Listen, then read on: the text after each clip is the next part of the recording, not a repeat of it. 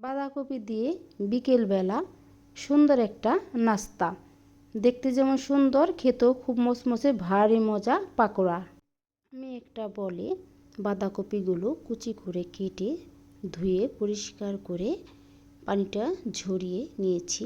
আর নিয়ে নিয়েছি লবণ। লবণটা দিয়ে ভালো করে চেপে চেপে আমি বাঁধাকপিগুলো থেকে পানিটা ঝরিয়ে নিয়েছি। আর নিয়ে নিয়েছি পেঁয়াজ কুচি, কাঁচামরিচ কুচি আর ধনিয়া পাতা কুচি। এখন আমি ভালো করে মেখে নিয়েছি। এখন আমি নিয়ে নেব আদা রসুনের পেস্ট আর মশলা গুঁড়া, ভাজা জিরে গুঁড়া আর 1 প্যাকেট ম্যাগি মশলা। আর এখন লাগছে আমার 1 কাপ চাউলের গুঁড়া। আপনারা যে কোনো চাউলের গুঁড়াটা নিতে পারেন। আমি এখানে আতপ চাউলের গুঁড়াটা নিয়েছি, আপনারা এখানে সিদ্ধ চালের গুঁড়াটা নেবেন। আর এই চালের গুঁড়াটা দিলে কি হয়, পাকোড়াগুলো মচমচে হয়। তো আমি এটা মেখে নিয়েছি। আর এখন লাগছে আমার ময়দা আঠালো করার জন্য। আপনারা চাইলে এখানে বেসনটাও নিতে পারেন। আর একটা ডিম নিয়ে নিয়েছি। তো ভালো করে মেখে নিয়েছি। এখন দেখুন আঠালো হয়ে গেছে। তো চুলাতে একটা প্যান বসিয়ে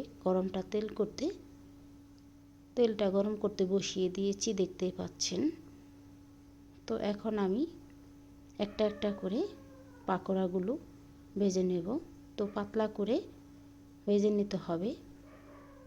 তো আমার এক পিঠ হালকা ভাজা হয়ে গেছে। আমি এই পিঠ পিঠ করে পাকোড়াগুলো ভেজে নেব।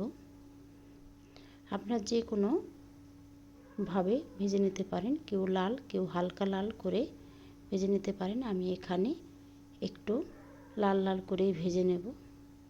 তো বেশি লাল লাল করে ভাজার দরকার নেই। তো আমার পাকোড়াগুলো ভাজা হয়ে গেছে। তো আপনারা এখানে ভাত দিয়ে বা সস দিয়েও খেতে পারেন, খুব মজার হয়েছে।